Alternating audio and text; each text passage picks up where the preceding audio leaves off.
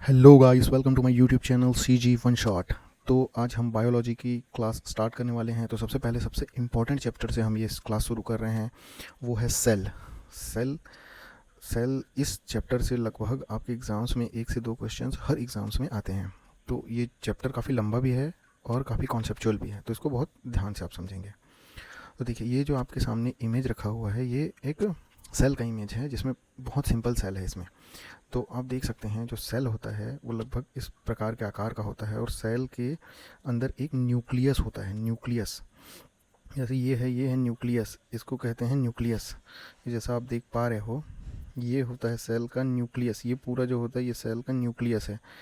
और सेल के न्यूक्लियस, ये है न्यूक्लियस, मेन न्यूक्लियस। न्यूक्लियस को कवर करते हुए है ये जो होता है, इसको बोलते हैं न्यूक्लियर मेम्ब्रेन। न्यूक्लियर मेम्ब्रेन यानी कि नाभिकीय झिल्ली।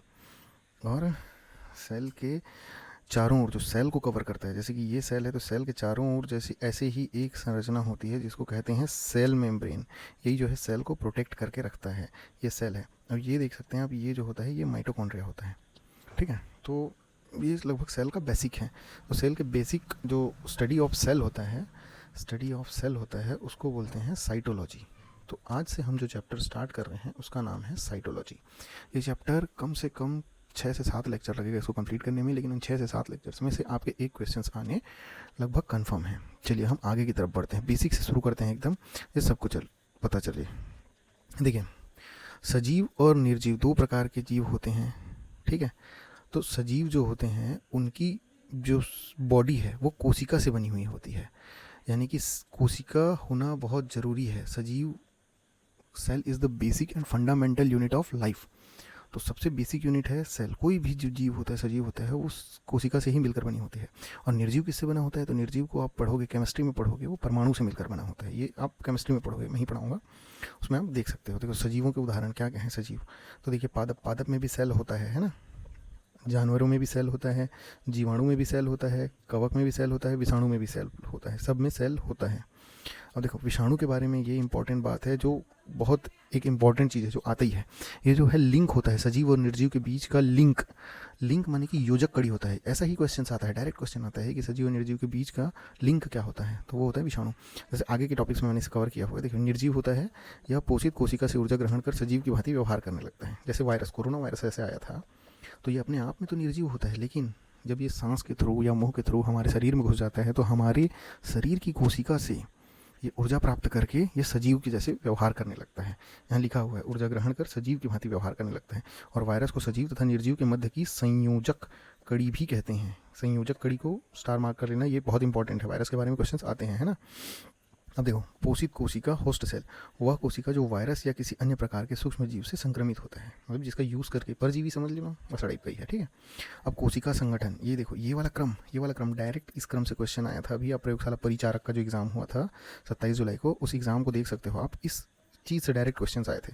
सबसे पहले कोशिका बनता है, कोशिका से बनता है उतक, उतक से बनता है उतक समूह, और उतक समूह से बनता है ऑर्गन, ऑर्गन से बनता है अंग समूह, और अंग समूह से बनता है जीवित शरीर।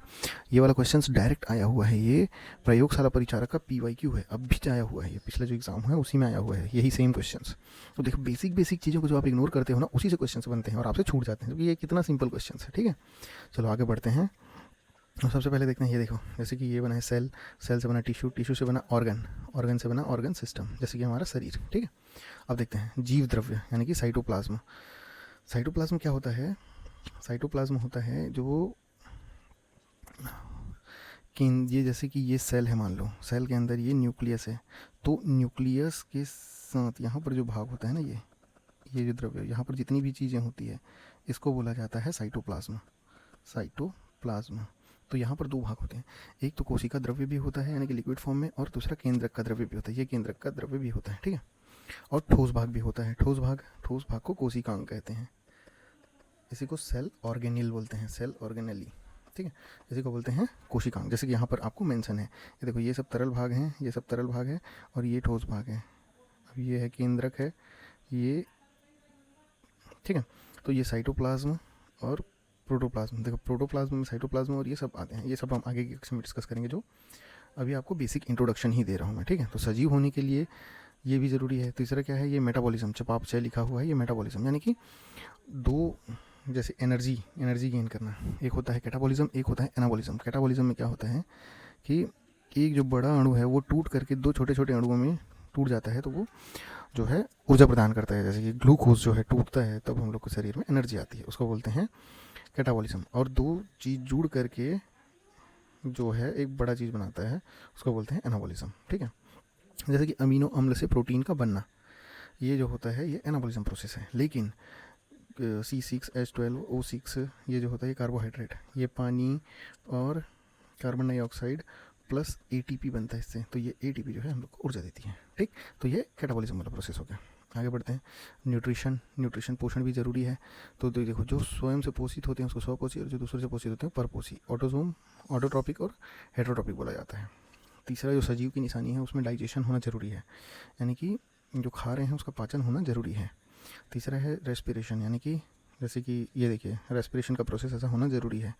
ग्लूकोज से कार्बन डाइऑक्साइड, ऑक्सीजन, जल और ऊर्जा ATP का निर्माण होना आवश्यक है। एक्सक्रीजन, यानी कि अपशिष्ट पदार्थों का शरीर से बाहर निकलना, ये एक्सक्रीशन कहा जाता है। ठीक है, जो भी अपशिष्ट पदार्थ जैसे हमारे शरीर में यूरिया बनता है वो निकलता है, उसको एक्सक्रीशन कहते हैं। उसके बाद सेंसरी, संवेदनशील ऑर्गन का होना भी ज़रूरी है, जैसे कि आँख, नाक, कान हमारे पास होते हैं। एडाप्टेशन, अनुकूलन, यानी कि हम परिस्थिति के अनुसार स्वयं को ढाल लेते हैं, तो वो जो होता है वो अनुकूलन कहलाता है। तीसरा 10वां होता है लाइफ साइकिल होना चाहिए, जैसे कि सबसे पहले आप स्पर्म में होते हो, शुक्राणु होते हो, उसके बाद जाइगोट बनते हो, फिर भ्रूण बनता है, एम्ब्रियो बनता है, उसके बाद जन्म होता है, फिर बड़े होते हो, फिर बूढ़े होते हो, वयस्क हो जाते हो, फिर आपकी शादी हो जाती है, फिर आप प्रजनन करते हो और अपने जैसा स्वयं एक बच्चा पैदा करते हो, उसके बाद फिर वृद्धावस्था आती है और उसके बाद आपकी मृत्यु हो जाती है। तो एक लाइफ साइकिल होना ज़रूरी है। 60 से 70 साल का लाइफ स्पान हम लोग का रहता है। और देखो, जीव विज्ञान के कौन कौन से शाखे होते हैं, तो जीव विज्ञान का जूलॉजी होता है, बॉटनी होता है, माइक्रोबायोलॉजी होता है और जेनेटिक्स होता है। जूलॉजी में जंतुओं का विज्ञान होता है, हम यहीं से शुरुआत करेंगे पढ़ने के लिए। और जंतुओं के विज्ञान के जनक जो है अरिस्टोटल, यानी कि अरस्तु को कहा जाता है। ठीक, उसके बाद बॉटनी जो होता है वनस्पति का विज्ञान होता है। जीव विज्ञान खत्म, जूलॉजी खत्म करने के बाद हम बॉटनी में आएंगे। बॉटनी में पादपों का अध्ययन करेंगे। पादपों के वनस्पति का जो जनक है उसको थियोफ्रॉस्टिस को कहा जाता है। ठीक है, अब माइक्रोबायोलॉजी में देखो सूक्ष्म जीवों का अध्ययन किया जाता है। सूक्ष्म विज्ञान के जनक A.V. ल्यूवेनहॉक को माना जाता है। आधुनिक सूक्ष्म विज्ञान के जनक जो है लुईस पास्चर को मानते हैं। जेनेटिक्स, अनुवांशिकी, जीनों का अध्ययन, अनुवांशिकी के जनक जो है जॉन ग्रेगर मेंडल को कहा जाता है। जेनेटिक्स का जनक जो होता है ना, जॉन ग्रेगर मेंडल को कहा जाता है। इन्होंने सबसे पहले मटर के पौधे पर परीक्षण करके अनुवांशिकी के बारे में बताया था। ठीक है, अब आगे बढ़ते हैं हम लोग। तो जो इम्पोर्टेंट है मैं वही बता रहा हूँ। कोशिका विज्ञान, देखिए कोशिका विज्ञान जो होता है, कोशिका विज्ञान का अध्ययन करना साइटोलॉजी कहलाता है, इसको आप याद रखेंगे, इंपॉर्टेंट है। ठीक है, और साइटोलॉजी का जो जनक है वो है रॉबर्ट हुक, ये इंपॉर्टेंट है, ये बहुत ज़्यादा इंपॉर्टेंट है, इसको आप याद रखेंगे। कोशिका की खोज करता भी रॉबर्ट हुक हैं, कोशिका की खोज रॉबर्ट हुक ने की थी, और साइटोलॉजी के जनक भी रॉबर्ट हुक हैं। ठीक है, अब आधुनिक कोशिका विज्ञान के जनक जो है श्वान को कहा जाता है। कोशिका विज्ञान के भारतीय जनक जो है A.K. शर्मा को कहा जाता है। ये फैक्चुअल क्वेश्चंस हैं लेकिन आपको याद रखने हैं। ठीक, अब कोशिका विज्ञान की खोज का श्रेय 1665 में रॉबर्ट हुक को दिया जाता है। इन्होंने सबसे पहले बार्क कभी भी आएगा तो ये बार्क, BARC, बार्क में ही, यानी कि पेड़ की छाल में मृत कोशिका को सबसे पहले देखा था और कोशिका की खोज की थी। ये लिखा हुआ है, देखो, ओक वृक्ष, कॉर्क टिश्यू, सॉरी बार्क बोल दिया था मैं, कॉर्क टिश्यू से ओक वृक्ष की बाहरी छाल से मृत पौधों की खोज की थी। डिस्कवरी या परीक्षण रॉबर्ट हुक की किताब माइक्रोग्राफिया में लिखा हुआ है। तो ये माइक्रोग्राफिया किसकी किताब है, ये क्वेश्चंस आता है। ठीक है, अब जो जीवित कोशिका की सबसे पहली खोज की थी A.V. ल्यूवेनहॉक द्वारा।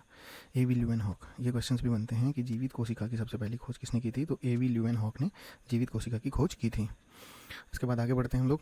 A.V. ल्यूवेनहॉक द्वारा लिखा गया बुक था द सीक्रेट्स ऑफ नेचर, इसको याद रखेंगे आप। ठीक है, उसके बाद ये स्लीडन एंड स्वान, ये कोशिका सिद्धांत के लिए ये वैज्ञानिक का नाम आपको याद रखना है, स्लीडन एंड स्वान, इन्होंने दिया था कोशिका सिद्धांत, ये आपको याद रखना है, ये बहुत इंपॉर्टेंट है, मोस्ट इंपॉर्टेंट है, ये बहुत बार आता है एग्जाम्स में। सन याद नहीं रखोगे तो चल जाएगा, लेकिन नाम याद रहना चाहिए। स्लीडन एंड स्वान ने दिया था कोशिका सिद्धांत। ऐसे क्वेश्चन छोड़ोगे तो आपको भगवान भी माफ़ नहीं करेगा। बिल्कुल ये सब क्वेश्चन याद रहने चाहिए। ये स्लीडन एंड स्वान, कोशिका सिद्धांत याद ही रहना चाहिए, रॉबर्ट हुक का नाम याद रहना चाहिए, A.V. ल्यूवेनहॉक का नाम याद रहना चाहिए। ठीक है, विषाणु के बारे में बोल रहे हैं। विषाणु का शरीर यानी कि बैक्टीरिया का शरीर एक कोशिकीय होता है, यूनिसेल्युलर होता है। ये बैक्टीरिया का शरीर जो है यूनिसेल्युलर होता है। और वायरस वायरस को सजीव तथा निर्जीव के मध्य संयोजक कड़ी माना जाता है। इसको भी बहुत याद रखना है, ये इंपॉर्टेंट फैक्ट है।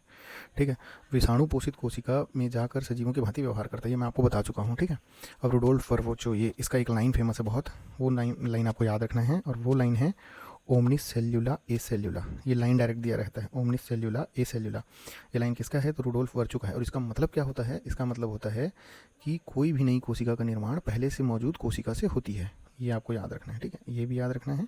और ये लाइन उसका मतलब क्या होता है? ओमनिस सेल्यूला ए सेल्यूला का मतलब क्या है? भाई मतलब याद रखोगे तभी तो कोई काम करना, कि कोई भी कोशिका का निर्माण पहले से मौजूद कोशिका से ही होता है, ये इसका मतलब होता है। ये लाइन किसने दिया था? रुडोल्फ वर्चो ने बताया था। ठीक है, ये भी कोशिका विज्ञान में बहुत अच्छा योगदान दिए थे। लेकिन कोशिका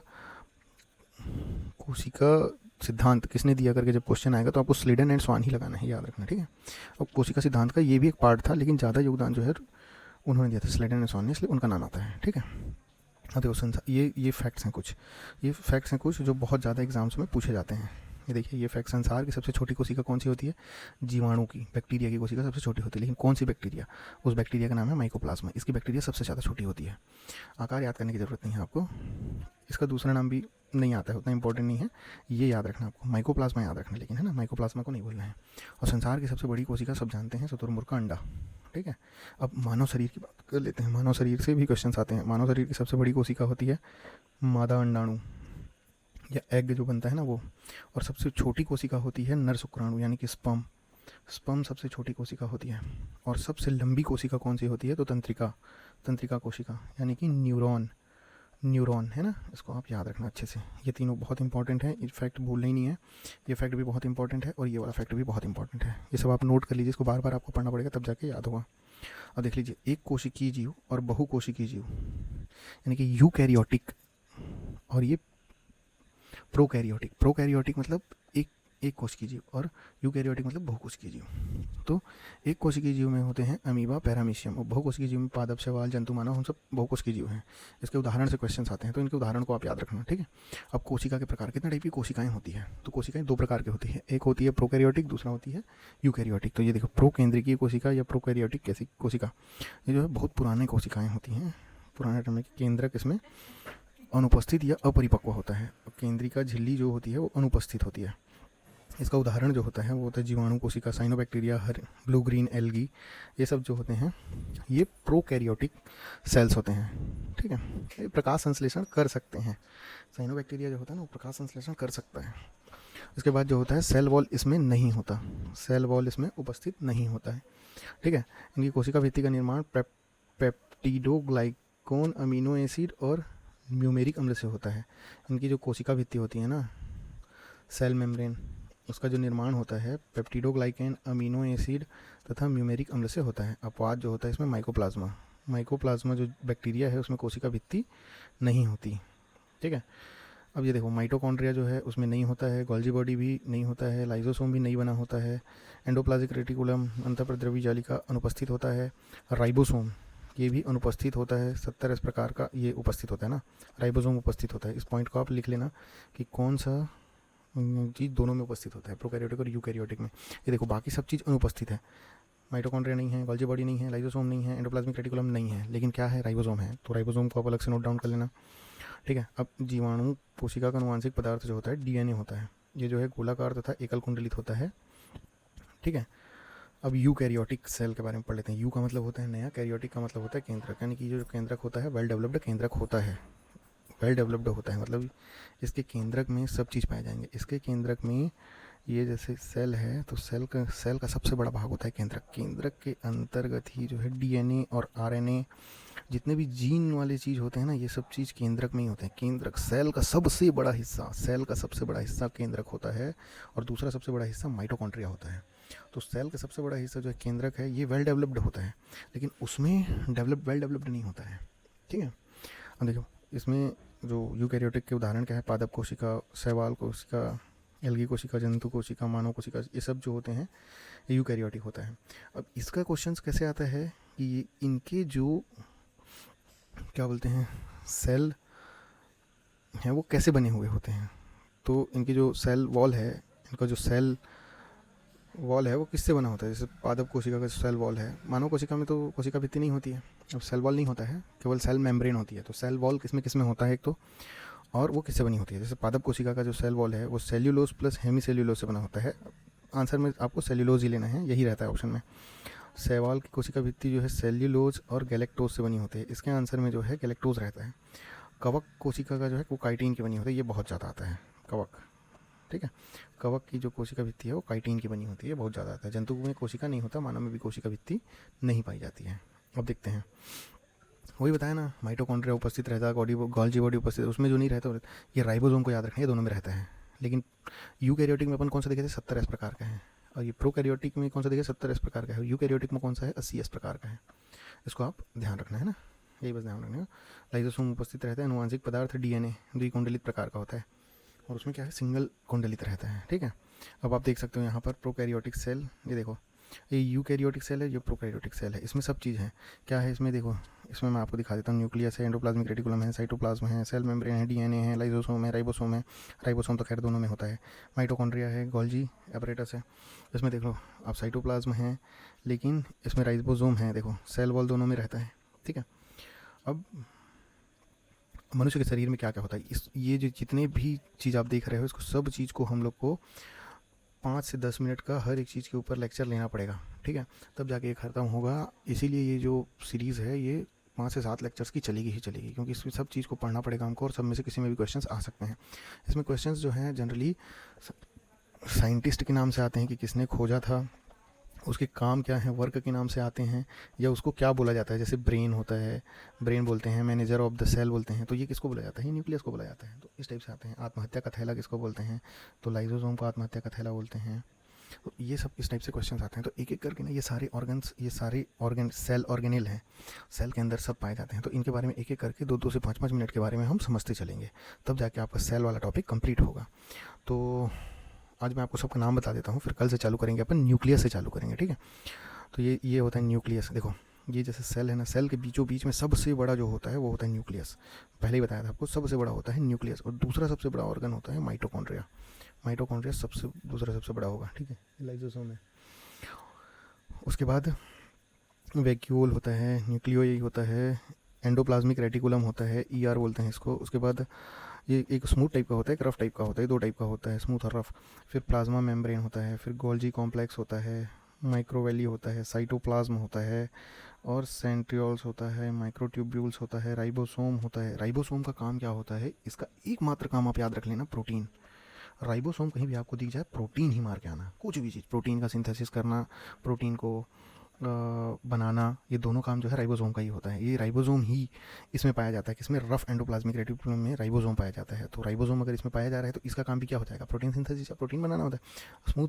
स्मूथ में नहीं पाया जाता है, तो ये जो होता है इसका काम हो जाता है फैट या ऑयल को सिंथेसिस करना, ठीक है। तो आज का लेक्चर यहीं तक रखते हैं। कल हम शुरू करेंगे न्यूक्लियस से। न्यूक्लियस इसका सबसे बेहतरीन पार्ट है, सबसे बड़ा ऑर्गन है, इससे बहुत सारे क्वेश्चंस बनते हैं। न्यूक्लियस, उसी के साथ साथ न्यूक्लियर मेम्ब्रेन, न्यूक्लियस के चारों ओर ही रहता है न्यूक्लियर मेम्ब्रेन। ये न्यूक्लियस है तो इसके चारों ओर न्यूक्लियर मेम्ब्रेन रहता है। तो इसके बारे में हम लोग डिटेल में चर्चा करेंगे नेक्स्ट वीडियो में। तो वीडियो अगर पसंद आया हो तो चैनल को सब्सक्राइब कर लो, ताकि आने वाले अपडेट आपको मिलते रहें। धन्यवाद।